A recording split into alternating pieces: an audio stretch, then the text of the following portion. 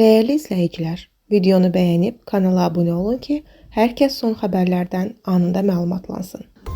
Bakının Suraxanı rayonunda qətl hadisəsi baş verib. Xəbər verilir ki, hadisə Binə qəsəbəsinin Savxoz adlanan ərazisində qeydə alınıb. Məlumata görə, qonşusunun xahişi ilə internet kabeli çəkən şəxs kabeli digər qonşunun həyətindən keçirmək istəyib. Bu zaman tərəflər arasında mübahisə yaranıb və biri digərinə çox sayda bıçaq zərbəsi vurub. Nəticədə ağır xəsarətlər alan şəxs hadisə yerində dünyasını dəyişib.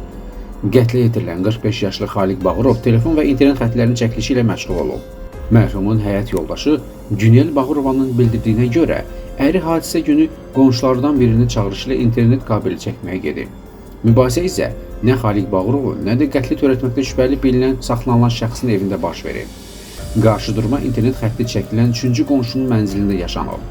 Verilən məlumata görə, kabelin çəkilməsi zamanı tərəflər arasında mübahisə yaranıb. Qarşıdurma Xaliq Bağırovun öldürülməsi ilə nəticələnib. İki övladı olan Xaliq Bağırovun yaxınları hadisənin yalnız internet kabeli üstündə baş verdiyinə inanmadıqlarını bildirirlər. Ailə qətldə bir neçə nəfərin iştirak etdiyini iddia edir. Hadisə ilə bağlı Ceyhun adlı şəxs polis əməkdaşları tərəfindən saxlanılıb.